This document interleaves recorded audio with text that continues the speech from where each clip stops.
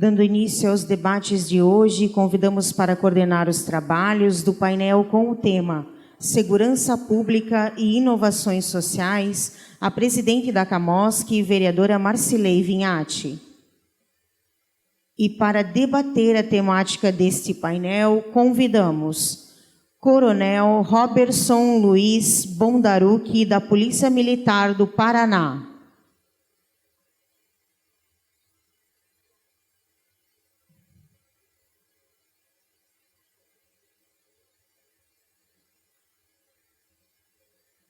Delegado e gerente de ensino da Academia de Polícia Civil de Santa Catarina, a CADEPOL, Dr. Alan Pinheiro de Paula.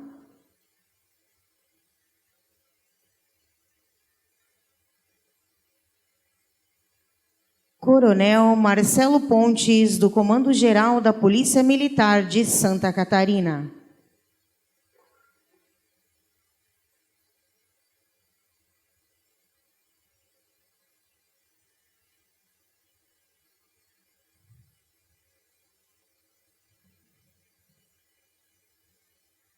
Com a palavra, então, para a condução dos trabalhos, a senhora Marcilei Vinhati.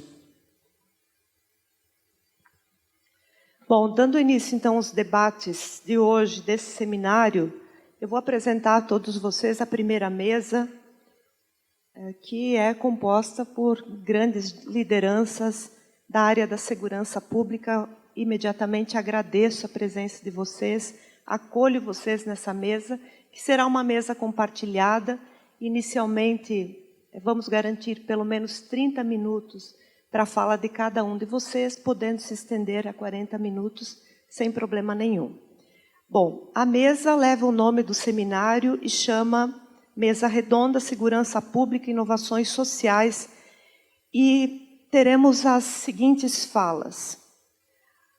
Do palestrante Coronel Roberson Luiz Bondarucchi, da Polícia Militar do Paraná, vai falar sobre desenho urbano e arquitetura contra o crime. Na sequência, nós teremos a palestra Atividade de Polícia Judiciária e Aperfeiçoamento Legislativo, com o palestrante, o delegado Alan Pinheiro de Paula, que é gerente de ensino da CADEPOL. Na sequência, palestra Operações Policiais e Inovações Tecnológicas, com o palestrante Coronel Marcelo Pontes, do Comando Geral da PM de Santa Catarina. Apresento para vocês, então, um breve currículo do Coronel Roberson Luiz Bondarucchi, coronel da Reserva Remunerada da Polícia Militar do Paraná, pesquisador e escritor. Roberson Bondarucchi possui mais de 40 anos de atuação nas áreas de segurança pública e privada, direitos humanos, treinamento e capacitação de pessoas, tendo iniciado sua carreira ao ingressar na Academia de Polícia de Guatupê, no Paraná. Bacharel em Direito, especialista em estratégias de segurança pública. O Coronel Bondarucchi é membro do Centro de Letras do Paraná, membro da Academias de Arte e Cultura de Curitiba, é instrutor da Academia de Polícia Militar de Guatupê, da Polícia Militar do Paraná, exerce a função de assessor de segurança institucional do Ministério Público do Paraná. Pesquisador e escritor de 24 obras sobre segurança pública, teologia e temas correlatos, entre eles o livro A Prevenção do Crime através do Desenho Urbano, de 2006, que já está na sua 5ª edição, que lhe rendeu o Prêmio Hermès Innovation, concedido pelo Instituto Europeu de Diretores de Inovação, em Paris, 2009, sendo suas últimas obras sobre segurança pública lançado em 2016, a segurança de condomínios, residenciais e comerciais e a segurança do Ministério Público. Com vocês, para a sua palestra, Coronel da PM do Paraná, Roberson Bondarucchi.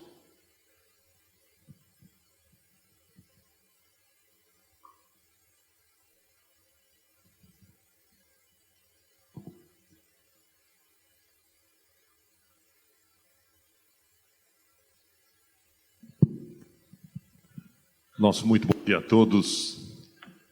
É uma honra muito grande, uma satisfação muito de poder estar. Queria, então, cumprimentar a vereadora Marcilei Vinhati, presidente da CAMOS, que na presença de quem eu saúdo todas as autoridades civis aqui nominadas. Eu queria saudar o nosso querido comandante-geral da Polícia Militar de Santa Catarina, Coronel Marcelo Pontes, na pessoa de quem eu saúdo todas as autoridades militares, policiais, Polícia Federal, Polícia Civis, todos os colegas, amigos que estão aqui, e dizer da satisfação que nós temos de compartilhar algumas ideias sobre arquitetura contra o crime, sobre inovações que nós precisamos cada vez mais inserir no trabalho de segurança junto à comunidade. Eu vou ser bastante objetivo na minha fala para colaborar com a organização do evento e também seguindo uma máxima que se diz que se acreditava na antiguidade que os melhores oradores eram os oradores gregos, mas depois chegou à conclusão que os melhores oradores eram os latinos, porque falavam alto para que todos pudessem ouvir, falavam em pé para que todos o pudessem ver e falavam pouco para que todos o aplaudissem. Então, nós vamos ser objetivos nesta fala. Então, meus amigos, vamos falar... nós estamos com um pouquinho de microfonia no som. Eu pediria só que o nosso colega que regula o equipamento está reverberando aqui um pouquinho. Muito obrigado. Vamos seguir adiante, então. Então, o tema polícia comunitária, nós vamos ver como um tema transversal. Nós vamos ver uma série de conceitos que já permeiam o conhecimento, as técnicas de policiamento utilizados, mas, acima de tudo, a arquitetura contra o crime é inovação. Nós precisamos mais do que nunca inovar. Primeiramente, algumas constatações que nós fazemos do nosso cenário geral, de como estão as coisas hoje no cenário da segurança pública. Primeiramente, segurança pública é um tema cada vez mais transversal. Ele tem que fazer parte de todas as pautas do planejamento urbano, do planejamento das cidades, do governo do Estado, do governo federal. Em tudo isso, nós precisamos que haja um viés também voltado para a segurança pública. Porque, em muitos momentos, determinadas políticas públicas que não dizem respeito à segurança pública, mas impactam a segurança pública. Você sabia que se numa cidade, pelo simples fato de você eliminar uma zona de estacionamento numa via pública, por exemplo, você aumenta a criminalidade naquele local? Para você fazer com que haja um fluxo melhor de veículos, você elimina uma área de estacionamento. E aí o que acontece? Quem sente primeiro? O comércio. Porque dependia das pessoas estacionarem ali, pararem o seu carro e quando desciam, encontrarem alguma coisa que queriam fazer a sua compra. No momento em que você faz esse tipo de alteração no desenho urbano, você muda a configuração daquela rua.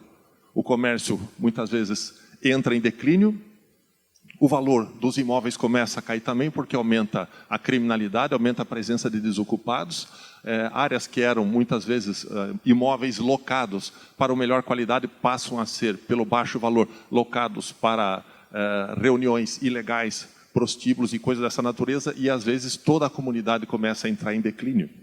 Então, às vezes, uma pequena alteração que visava certamente um benefício, a questão do automóvel, hoje é um grande problema, o número de vagas para estacionamento, o trânsito de veículos, mas dependendo da forma como o município trata essa questão, o impacto imediato sentido vai ser em cima da segurança pública.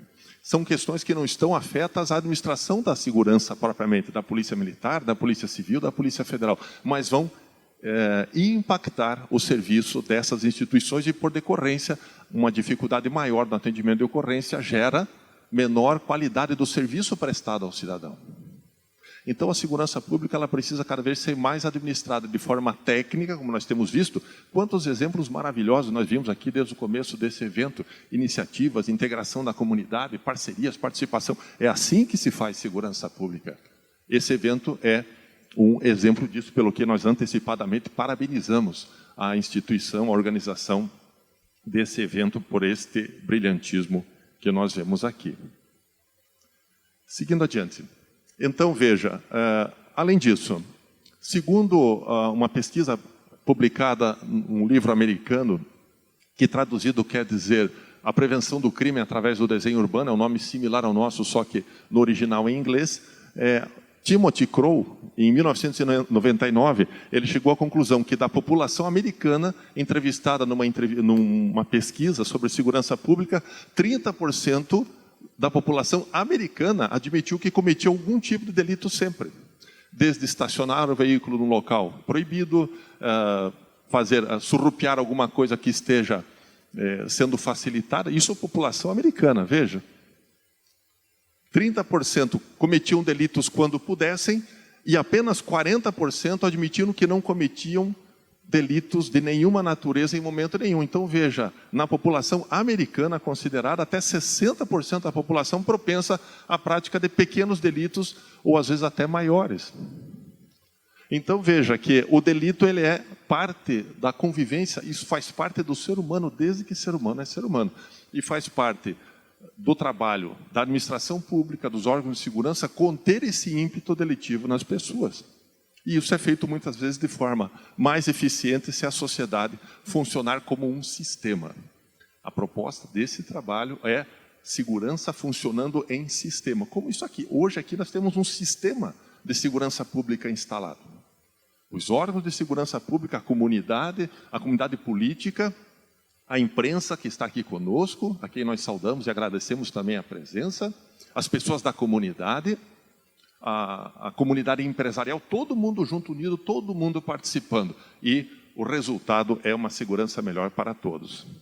Aqui eu queria apenas mostrar a questão de tecnologia utilizada agora do outro lado. A tecnologia que a criminalidade está utilizando. Eu coloquei aqui alguns dos armamentos utilizados naquele assalto que houve em Guarapuava, no dia 18 do mês 4 agora. Veja, esses armamentos são todos armamentos de ponta. Quando foram apreendidos, muitos profissionais de segurança pública, inclusive pessoas muito versadas, tiveram que pesquisar para ver qual era o armamento, porque eram lançamentos tão novos que muitos especialistas ainda não conheciam o que já estava na mão da criminalidade. E é triste lamentar que muitas vezes o equipamento, o armamento de ponta que as corporações utilizam, não foi adquirido pelo Estado, foi apreendido dos delinquentes. Porque muitas vezes o que acontece? Há apreensão de equipamentos, armamentos utilizados, e isso, e eu acho muito saudável, passa a ser utilizado pelas corporações policiais. Mas as corporações policiais, embora isso já tenha melhorado muito, e está aqui, eu cito o exemplo, Polícia Militar de Santa Catarina, não é por estar na presença, mas é uma referência em nível de modernidade, em nível de inovação, em nível de atuação, um exemplo para todo o nosso Brasil. Mas nós precisamos cada vez caminhar mais, e os governos em nível federal, estadual e municipal têm que estar o tempo todo participando desse processo, como nós temos hoje aqui a vereança em peso aqui participando deste evento. Isso é um protótipo do que nós queremos e sonhamos como de melhor para a segurança pública do nosso país.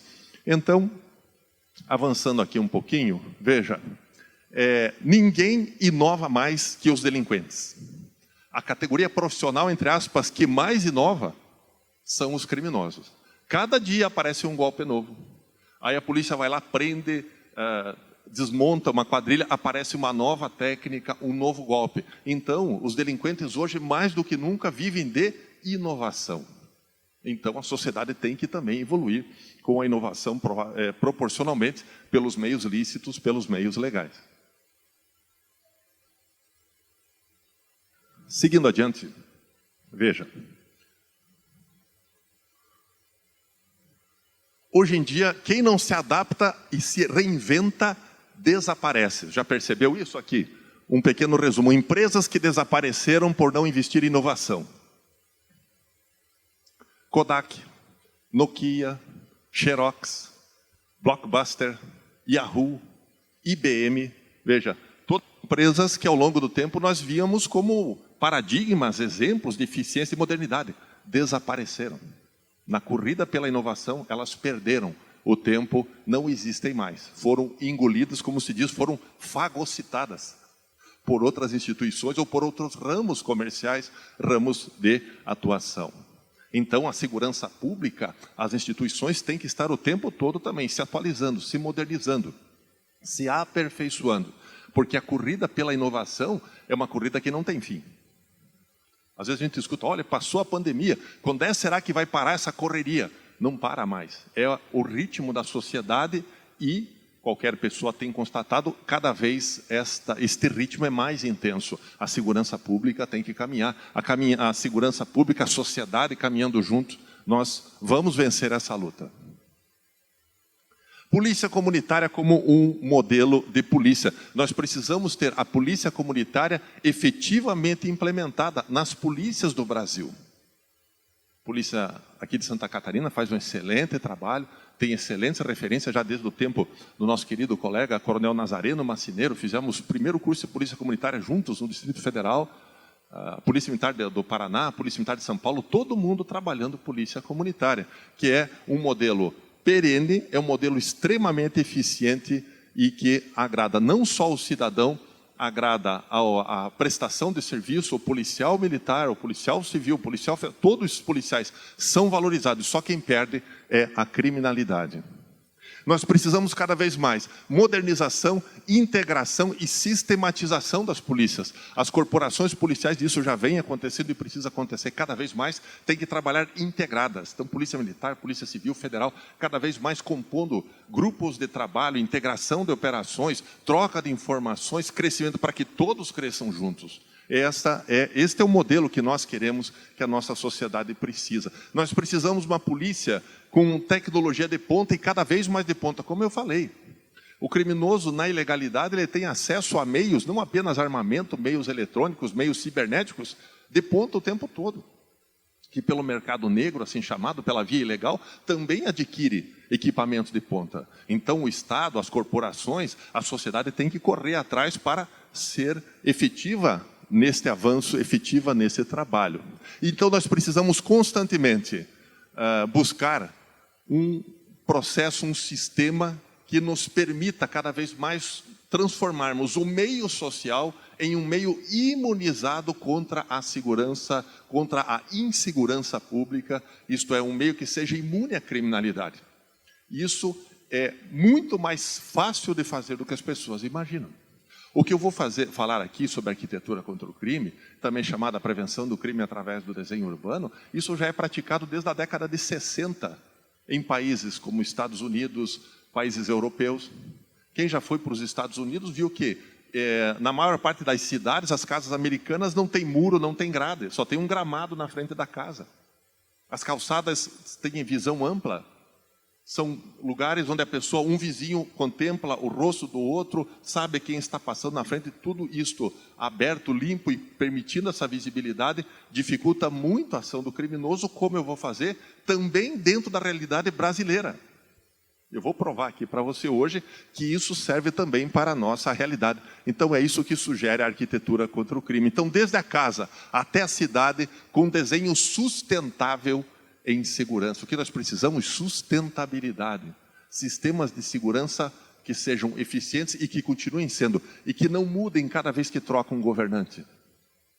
Porque é o desabafo que, como autoridades públicas, nós fazemos aqui, nas polícias militares, muitas vezes nós tivemos, e eu dou testemunho do Paraná, cada vez que muda o governo, muitas vezes, não sempre, mas o governante que assume diz, olha, eu não vou bancar projeto que outros partidos fizeram, nem de que outros políticos fizeram. Eu quero tudo novo. Então, aquilo que você fez aqui, acaba com aquilo, zera a conta e vamos começar de novo. E muitas vezes projetos bons, projetos eficientes, são desativados simplesmente por questões políticas.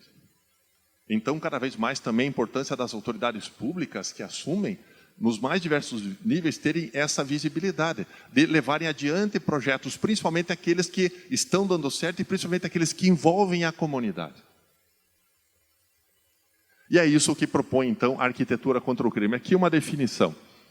Conjunto de ações e medidas com o objetivo de diminuir a probabilidade de ocorrências de delitos e aumentar a sensação de segurança através de intervenção no desenho urbano. Então, qual que é o conceito básico? O ambiente facilita a criminalidade. O criminoso está o tempo todo estudando o ambiente para ver qual é o lugar que favorece a sua ação. Quais são detalhes da estrutura da casa, da loja, da escola, da danceteria, do estádio de futebol, aonde ele está propenso a praticar um delito. E ali, ele sentindo-se tranquilo, ali ele vai agir. Então, nós temos aqui alguns princípios básicos que eu vou apresentar para você aqui. Então, primeiramente, arquitetura contra o crime em nível de governo. Então, para todas as autoridades em nível de governo que estão aqui, o que nós podemos fazer? A arquitetura contra o crime, ela permite macropropostas de melhoria da segurança. Veja, e aqui quando eu falo em arquitetura, eu não sou arquiteto. Como vocês viram, a minha formação é direito, é segurança pública. Mas os arquitetos, os engenheiros, as pessoas que projetam e constroem as cidades, eles têm uma grande participação no momento em que eles desenham. Eles fazem o desenho urbano de uma cidade. Tanto que no Paraná, a maior parceira desse projeto no seu lançamento, a instituição era mais intensamente envolvida, era o CREA, o Conselho Regional de Engenharia, e na época a arquitetura, porque as duas, na época a instituição abrangia também a arquitetura, hoje tem o Conselho de Arquitetura e Urbanismo, que é separado, mas esses profissionais têm uma função fundamental, como você vai ver. Então, aqui algumas orientações gerais. Planejamento urbano, o desenho das cidades, arruamentos, pontes, viadutos, estrutura dos bairros, tudo isso gera segurança ou insegurança, como você vai ver daqui a pouco. Eu vou mostrar aqui alguns casos práticos. Alterações em grandes estruturas, escolas, presídios, estados, quartéis, porque nós temos visto escolas sendo alvo de atentados com pessoas armadas que entram lá, matam alguns alunos, ou se matam ou são mortos pela polícia. Acontece no Brasil, acontece nos Estados Unidos muito mais intensamente. Um desenho arquitetônico adequado pode melhorar muito isso. Já vamos ver detalhes. Então nós falamos aqui agora em arquitetura contra o crime em nível de comunidade. Permite micropropostas de melhoria da segurança. Condomínios em residências, estabelecimentos comerciais, danceterias, restaurantes, lotéricas, assim sucessivamente. Então, veja, a arquitetura contra o crime, ela propõe soluções para todos esses espaços, em todos esses níveis. Então, se eu for eficiente no meu trabalho hoje, você vai voltar para sua casa e nunca mais vai olhar para sua casa do mesmo jeito que você via antes de você sair daqui. Já teve gente que chegou assim, olha, coronel, como é que desliga esse negócio agora? Porque eu não posso olhar uma coisa agora que eu tenho que ver. Não, por aqui dá para entrar, por aqui dá para fugir, por aqui dá para...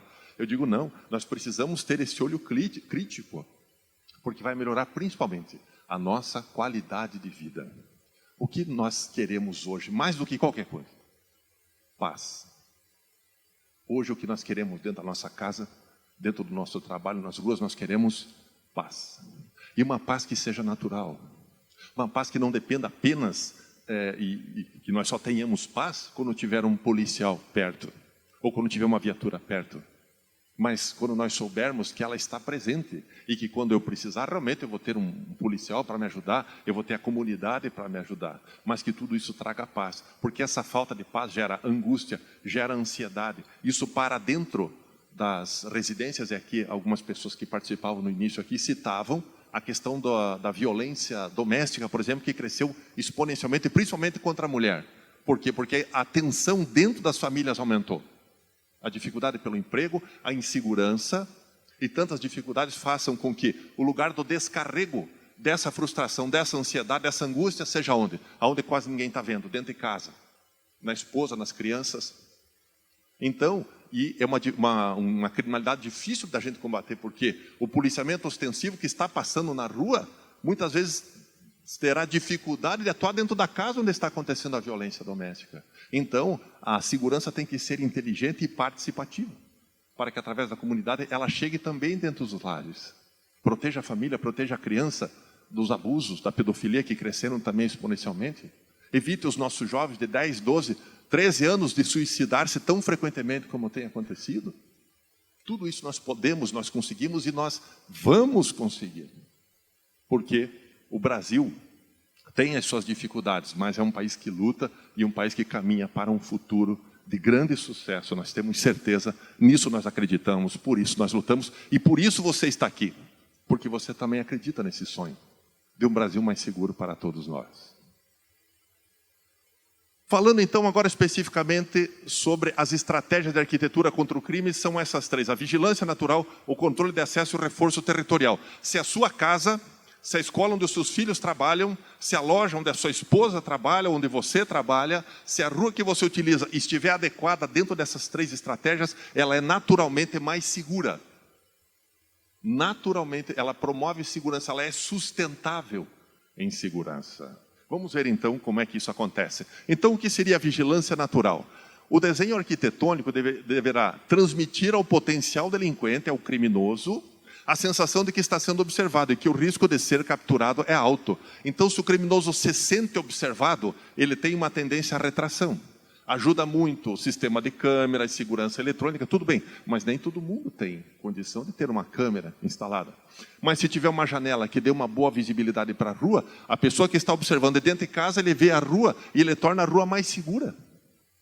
Agora, se essa casa está cercada atrás de muros fechados, pesados, você vai ver que, na opinião dos delinquentes, para um delinquente é mais interessante uma casa cercada de muros do que uma casa cercada de grades. Eu já vou provar para você como é que isso aqui acontece. Veja aqui, esse livro que nós publicamos, A Prevenção do Crime através do Desenho Urbano, como eu comentei, é a nossa tese de doutorado, numa época em que a Academia do Guatupê fazia o curso superior de polícia em parceria com a Universidade Federal do Paraná, então funcionava num estilo de doutorado. E ali nós desenvolvemos esse estudo e nós pesquisamos na época, entrevistamos 303 presos do sistema penitenciário do Paraná para ver deles como é que eles escolhiam os locais de atuação, a vítima, a hora.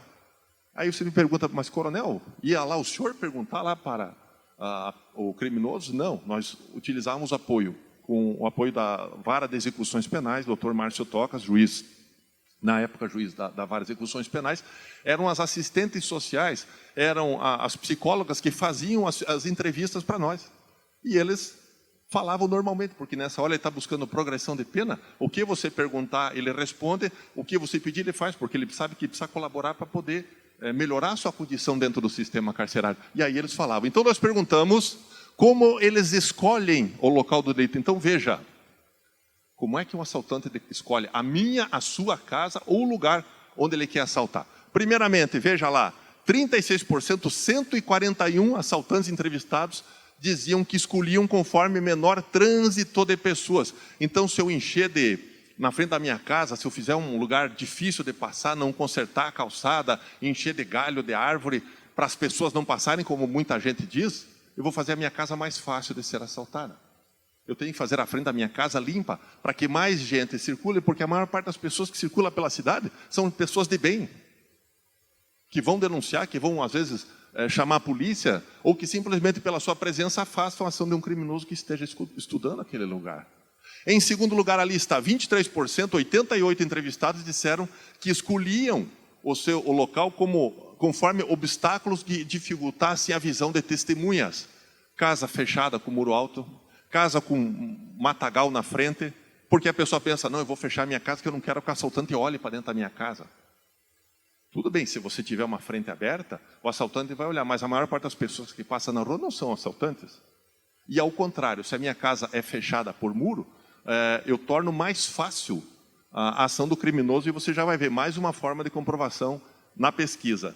15% menor trânsito de veículos, 13% menor claridade. E veja, apenas 6% dos criminosos se preocupam com obstáculos a serem transpostos. Quer dizer, dos assaltantes que agem na nossa cidade, apenas 6%, uma minoria deles, se preocupa se o meu muro é alto ou é baixo, se a minha casa é um condomínio, se ele tem que escalar 2 ou mais andares. Para ele isso não é uma preocupação, eles são escaladores eficientíssimos. Então veja, a nossa cabeça tem que funcionar um pouco nessa hora com a ótica do criminoso, para que eu faça da minha casa um lugar mais difícil para ele agir. Esta é a filosofia da arquitetura contra o crime. Então veja, controle de acesso é outra estratégia, forma pré-estabelecida de se controlar o acesso e a permanência de pessoas em determinado local. Então eu vou pedir agora para o nosso colega colocar o vídeo para nós, vamos ver a questão de controle de acesso. Um vídeo rápido de alguns minutos, bastante ilustrativo, uma matéria do Fantástico da Rede Globo. Começar o Fantástico de hoje com um problema que pode estar acontecendo na sua casa, no seu prédio, na sua rua. Em qualquer lugar. Nós estamos falando da ação de vândalos que enforcaram a cidade. Madrugada de São Paulo. 2 pichadores escondem latas de spray dentro da roupa. Sem dificuldades, sobem um muro, pulam a cerca elétrica. Alguém do próprio grupo registra a ação. Dentro do prédio, começam a escalada. Os tijolos da fachada servem como apoio. Algumas luzes estão acesas, indicando que há moradores acordados. Mas o vandalismo acontece assim mesmo. Em pouco tempo, chegam ao topo do prédio de 12 andares. A altura não é um obstáculo. Começam a pichação. O rapaz de branco está no 10º andar, um pouco abaixo do apartamento de Dona Isabel. Agora eles vão começar a pichar do meu andar. Olha lá. Ela vê as imagens e relembra aquela noite, quase um ano atrás. Meu marido estava na sala, aí ele escutou barulho, aí ele foi na cozinha, não viu nada e ele voltou para a sala. A polícia passa e também não percebe. Um morador acende a luz, mas não suspeita de que o ruído vem da parede do lado de fora. Em 15 dias nós pintamos o prédio 2 vezes. Um dinheiro que poderia ser feito por outras melhorias, nós tivemos que gastar de novo na mesma coisa que já tinha sido feita.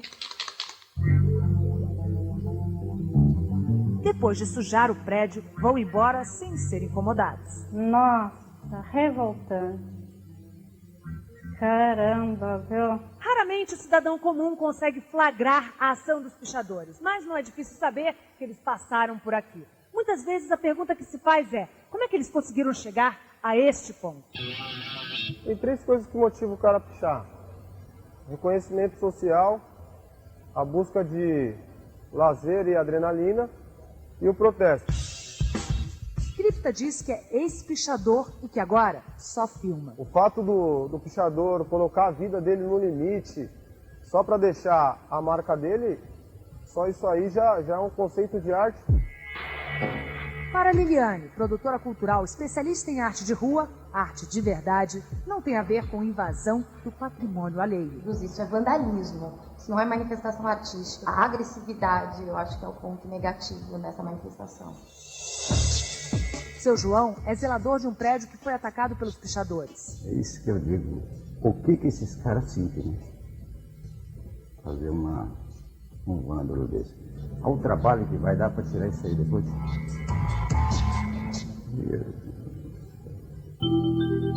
Até hoje, a fachada não foi restaurada.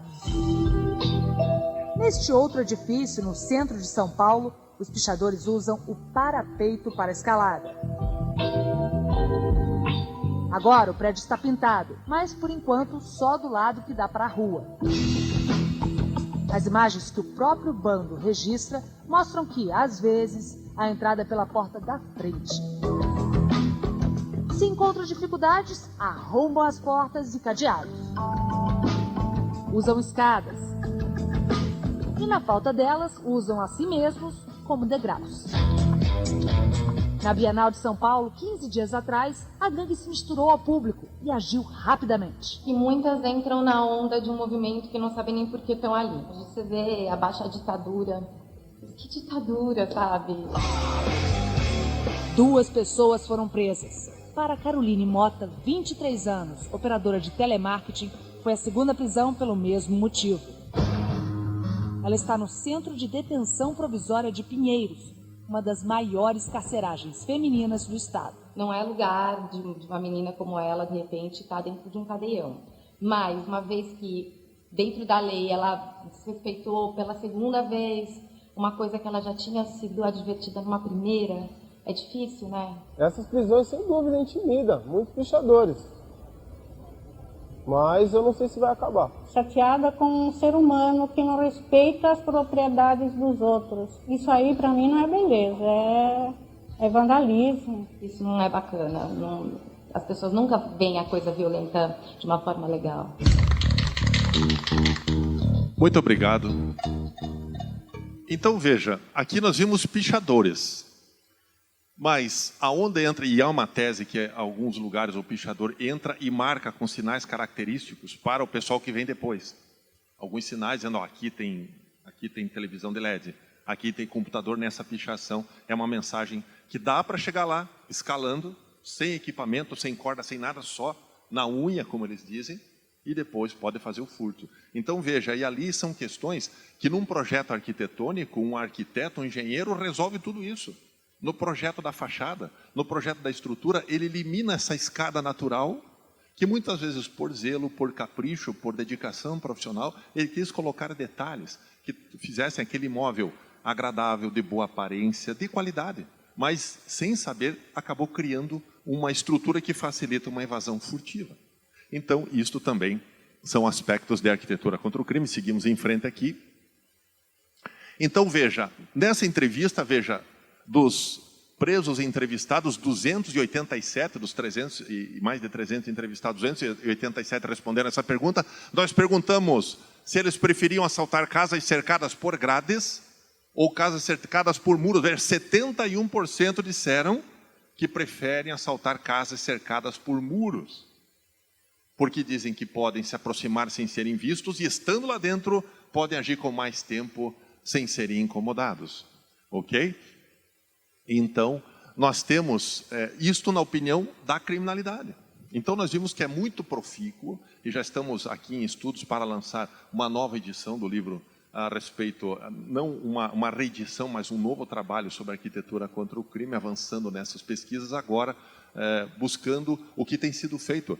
Na época, a convite do CREA, nós fizemos palestras em todas as regionais do Conselho de Engenharia e Arquitetura do Paraná.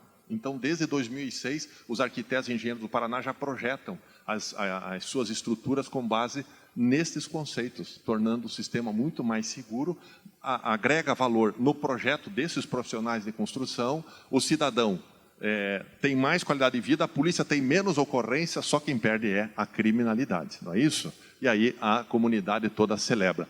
E territorialidade, é um instinto natural do ser humano de ter determinado espaço como domínio pessoal. Se a minha casa, a frente dela é arrumada, a grama cortada, a calçada está limpa, arrumada, tudo isso dá para o criminoso uma mensagem ruim, porque esse pessoal aqui cuida, então aqui é menos interessante.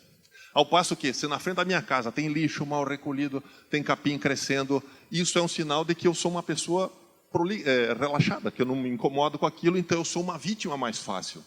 Ele não fez isso, não aprendeu isso estudando psicologia. Ele aprendeu isso no dia a dia porque ele viu que funciona. Dessa forma, então, age a criminalidade. Então, nós vamos ver aqui agora, veja, essa foi a casa mais assaltada de Curitiba, em 2005, quando nós começamos a pesquisa. Ela foi assaltada 7 vezes. E veja, uma casa de gente pobre. Não é a casa de gente rica, que mostra que o assaltante não vai aonde tem mais dinheiro, ele vai aonde é mais fácil. Se a minha casa, embora pareça ser mais humilde que a casa do meu vizinho, mas ela for mais fácil de entrar, ele vai entrar na minha casa e não na casa do vizinho. Então veja, o que ela tem de errado, segundo as 3 estratégias? Uma vigilância natural reduzida, quer dizer, a pessoa consegue aquele muro, mas ela pode ver que ali, pela lateral, é fácil de invadir. O assaltante chega e diz, quem é que eles estão querendo enganar com esse muro aqui? É por aqui mesmo que eu vou, só para eles verem que eu não dou bola para esse negócio aí. Isso, um controle de acesso precário, quer dizer, veja lá, o portão aberto, 10% dessas mais de 100 residências mais assaltadas em Curitiba, na pesquisa, foram assaltadas porque o portão ficava o tempo todo aberto. O portão de condomínio que o pessoal aciona para sair e esquece de fechar, vai embora e fica lá a porta do condomínio, do estacionamento aberta até que alguém veja e feche. Por ali acontece uma invasão, resultado de um controle de acesso precário. E uma territorialidade negligenciada. Aqui, na primeira visita que nós fizemos, essa casa tinha mato, lixo mal recolhido, nós falamos e a senhora correu lá, arrumou. Então, nós vamos ver aqui o contraponto. Agora, uma casa com boas qualidades, segundo a arquitetura contra o crime. Não é porque é uma casa de padrão social mais elevado, não, mas porque a estrutura dela é mais condizente. Então, o que ela tem? Veja lá, um controle de acesso eficiente. Veja, o morador lá da janela da casa pode ver quem está batendo no portão. Se na hora que o carro chega é uma pessoa da família, enquanto o portão está abrindo, a pessoa pode fazer uma vigilância acompanhando a chegada desse morador. Então, um controle de acesso eficiente, uma vigilância natural privilegiada, janelas para a frente do imóvel. Isso dentro de um projeto de arquitetura é fundamental, visibilidade para a frente do imóvel. E uma territorialidade reforçada. Veja, gramas aparadas, calçadas limpas, principalmente, eu vou dizer aqui, senhores vereadores, façam as calçadas das cidades do nosso Brasil acessíveis para pessoas com deficiência. Calçadas construídas para pessoas com deficiência trazem mais segurança para todo mundo que utiliza essa calçada. Porque qual que é o problema da segurança? As cidades cada vez se tornam mais inóspitas para o cidadão que usa esse espaço. Quanto mais a cidade é projetada e construída para ser acolhedora, tanto para as categorias mais elevadas, como também para as categorias mais humildes, mais sofridas, o idoso, a pessoa com deficiência, tanto ela se torna menos violenta. Porque existe um fenômeno que chama-se segregação urbana, que gera muita violência e criminalidade. As pessoas se sentirem odiadas dentro da sua própria cidade. Se a cidade abraça, acolhe todos os que fazem parte dessa cidade, ela se torna naturalmente mais segura. E veja, não são coisas que a polícia vai fazer. É a vereança consciente fazendo leis, regulamentações que tornem o espaço urbano mais humanizado. As ações, lógico, polícia comunitária, as ações integradas, a melhoria na tecnologia, tudo isso. Mas espaços urbanos mais humanizados geram naturalmente mais segurança. Agora aqui, veja, vigilância natural, falhas. Então, aqui, o mercado, veja, totalmente fechado. Esse mercado foi assaltado várias vezes. Ele é um caixote só com uma porta de entrada. O assaltante entra ali, rende todo mundo, até que alguém possa perceber o que está acontecendo, ainda que hoje tem câmeras, tem vigilância, isso melhorou um pouco, mas ainda há um número muito grande de estabelecimentos que tem essa estrutura. Veja, outra coisa aqui, excesso de mercadoria acumulada na frente do imóvel, dificultando visibilidade, dificultando acesso. E aqui, veja, uma frente do imóvel totalmente fechada, por placas, por propagandas. Inclusive, nessa última foto, no assalto, o proprietário foi morto durante o assalto. Então, veja, isso é uma coisa bastante séria. Agora, ao contrário, uma loja que tem excelente estrutura de arquitetura contra o crime. Aqui está, uma vigilância natural privilegiada. Veja, o caixa vigia a loja dele e até a farmácia dele, isso é uma farmácia, e até a que está do outro lado da rua. Ele dá segurança até para o concorrente dele. E todo mundo fica feliz. Só quem perde é a bandidagem. Controle de acesso eficiente, ele controla a entrada e saída de mercadorias e pessoas, não se expõe. E uma territorialidade reforçada. Ok? Então, veja, agora nós temos propostas em nível macro, propostas que envolvem planejamento urbano, aí envolve, sim, o trabalho do planejamento, seja dos setores de urbanismo, planejamento urbano das cidades, a vereança com apoio de legislação que regula a questão de perturbação do sossego, de acessibilidade, essas questões todas sendo transformadas em legislação para que a comunidade tenha cidades, espaços urbanos mais humanizados e mais seguros. Então, veja, todo mundo tem uma colaboração. Então, quais são essas alterações? Arruamento, você sabia Coronel, que... 5 minutos, por favor. Pois não, obrigado. Todos nós, você sabia que o traçado da sua rua, o tamanho da sua quadra interfere na segurança? Quadras maiores fazem ruas monótonas. É o caso das superquadras em Brasília. Tem sérios problemas de criminalidade, apesar da Polícia Militar do Distrito Federal ser, por habitante, uma das polícias mais bem estruturadas do Brasil. Mas você tem criminalidade, por quê? Porque são quadras muito grandes. Veja, superquadras, comentamos, quadras menores facilitam a integração. Ruas humanizadas com diversidade de usos principais, quer dizer, você tem uma loja, você tem uma farmácia, você tem uma faculdade. Isso faz com que essa loja, esse espaço urbano seja usado mais vezes, durante mais dias da semana. Agora, quando você tem concentração de uso, por exemplo, volta à questão de Brasília. É um exemplo para todos nós, mas tem os seus problemas. Você tem lá um bairro que só tem hotel. Num determinado momento está lotado, no outro determinado momento morre. Então, se você tem diversidade desses usos, misturado, você tem o tempo todo aquele espaço sendo utilizado, gente circulando. Quem já foi para Brasília, eu fui para lá uma vez, eu me lembro que eu fui sair na porta do hotel, o rapaz disse, não, senhor, por favor, não saia sozinho, porque o senhor saiu aqui na rua, o senhor está sujeito a ser assaltado, uma escuridão, uma ausência muito grande. Por quê? Porque só tinha um outro hotel, e daí um outro hotel, e daí um outro hotel. Então, se o espaço urbano ele é misturado com vários usos, né? O uso que é? Uma farmácia é um uso, uma escola é um outro uso, residência é um outro uso urbano. Eles misturados, eles tornam o espaço mais naturalmente seguros. Legislação municipal, Estatuto das Cidades, já é um avanço nessa área. Então, tudo isso, e ele precisa ser respeitado, porque muitas vezes é o problema dos shoppings. Um dos maiores shoppings de Curitiba foi construído à revelia do Estatuto da Cidade. Gera um problema e aumentou a criminalidade no entorno. Por quê? Porque ele foi construído fora dos padrões, inclusive recomendados pela legislação que já foi estabelecida. O interesse público precisa prevalecer ao macro-interesse. Bairros, zonas irregulares e segregação urbana. Aqui é uma foto da favela da Rocinha. Eu tive a oportunidade de entrar dentro da favela da Rocinha e dentro do Morro da Providência, no Rio de Janeiro. A favela da Rocinha são 240 mil habitantes. É uma favela do tamanho de Londrina, de Maringá, mais ou menos. Como é que vai se dar uma solução para isso? Difícil, mas através do planejamento urbano. Favelas em cidades da América do Sul foram... melhorou-se muito a condição simplesmente fazendo uma rua passar, cortando. Hoje, inclusive, é politicamente incorreto falar favela, né? Favela é um termo já ultrapassado, se diz, né? Uma área urbana humilde, uma área urbana de menor potencial aquisitivo, é mais adequado. Seguindo aqui em frente, então, a periferização de favelas é uma solução, né? Que as cidades acabam sitiadas por essas áreas irregulares e a criminalidade cresce no entorno. Então, o melhor é fazer uma reintegração, uma inserção social dessas comunidades. Projetos de iluminação, projeto de arborização, acessibilidade, já falamos. Vamos para frente, né? Praças com diversidade de usos, ao invés de um monte de grama. Já viu praça assim, que é aquele campão de grama? Tem mais nada, só tem grama. De noite vira uma escuridão terrível, ou então, 2, 3 traficantes assumem ali, aí ninguém mais usa a praça. A praça tem que ter um coreto para apresentações, tem que ter quiosque para as pessoas ir ali, comprar uma revista, fazer um lanche, alguma coisa. Quer dizer, diversidade, misturança de usos, e aí você tem cidades mais seguras. Controle de acesso, né? E nós falamos, e os atentados, ali uma foto lá em Suzano, né? Onde várias crianças foram mortas. Controle de acesso, que é uma estratégia de arquitetura contra o crime, também em escolas é fundamental.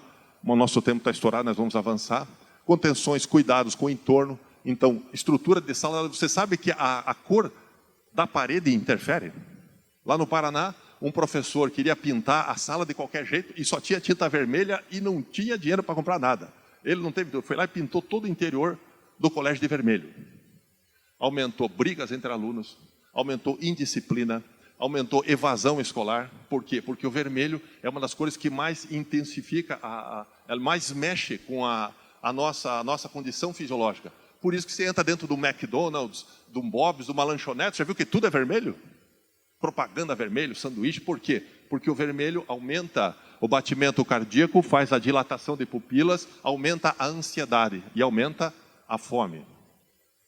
Então, não pense que... E o que acontece, chega lá, normalmente o banco é duro, não é isso? Por quê? Porque se ele for muito fofinho, você fica muito tempo. Não, você chega lá, coma e siga o seu caminho, vá ser feliz, volte sempre, mas siga o seu caminho, né? Não é uma crítica a nenhuma dessas empresas, mas é assim que as lanchonetes são construídas. Essa tecnologia não é nem brasileira, mas entre dentro de uma lanchonete, qualquer uma dessas, e você vai ver esse desenho. Seguindo em frente aqui, então nós tivemos os atentados e hoje a tese da morte espetacular. E agora uma coisa muito séria que eu vou falar. Os garotos que agora, nesse momento, tem garotos planejando atentados em escolas. No Brasil e no mundo. E o que ele quer? Morte espetacular. Ele quer fazer uma coisa e quer morrer para que seja lembrado. Ele acredita que pelas curtidas que ele terá, inclusive pós-mortem, ele vai ser sempre lembrado. É um tipo de mentalidade inversa que tem ganhado o corpo. Então as escolas precisam ter também estruturas. A estrutura física, o controle de acesso, normalmente as escolas, você vai lá, é um portão aberto. Qualquer pessoa entra e sai a qualquer momento. Então, tudo isso pode ser mudado. Vamos avançar aqui, falando das arenas. Né? Aqui é a arena do Atlético Paranaense. Né? Qualquer referência a time aqui é um mero engano. Mas, veja, as arenas, a estrutura das arenas é rigorosamente dentro da arquitetura contra o crime. Porque é uma tecnologia que já deu certo. Nesses lugares, a criminalidade entre torcedores cai praticamente a zero. Então, conclusão. Mais forte do que um exército é uma ideia que veio para ficar. A arquitetura contra o crime veio para ficar. Então, se nós vamos ficar lutando contra essa tecnologia ou vamos surfar nela, é uma opção que nós temos. Nós, comunidade, autoridades eleitas, autoridades públicas, todos nós podemos nadar de braçada nisso aí. Os conceitos são simples, são fáceis e, principalmente, são baratos. São extremamente baratos se forem inseridos já no planejamento, no projeto daquela obra. Então, caminhando aqui para o encerramento, eu gostaria de dizer assim: você que luta, você que sofre às vezes pelo seu município, pela sua instituição, e até eu comentava com a vereadora aqui, que luta que é montar um evento como esse, com essa magnitude. Exige empenho, exige sacrifício e às vezes até sofrimento. Você que é policial, você que luta, às vezes você está lá embaixo da chuva, na escuridão, na madrugada, embaixo da geada. E às vezes fica pensando, puxa vida, mas será que o meu trabalho está valendo? Está valendo.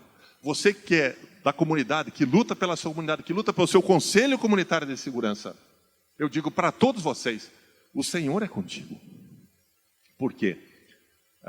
Não pense que o caminho do justo é cercado de rosas, é cercado de espinhos. Por quê? Porque as rosas pendem para o abismo, os espinhos apontam para o céu. E como o nosso Senhor Jesus Cristo morreu coroado com uma coroa de espinhos e não de rosas, as rosas pendem para o abismo, literalmente, e as rosas pendem para o abismo e os espinhos apontam para o céu. E se ao final de tudo não houverem frutos, que tenha valido pela beleza das flores. Se não houverem flores, que tenha valido pela sombra das folhas. E que se não houverem folhas, tenha valido pela intenção da semente. Muito obrigado, Deus abençoe a todos.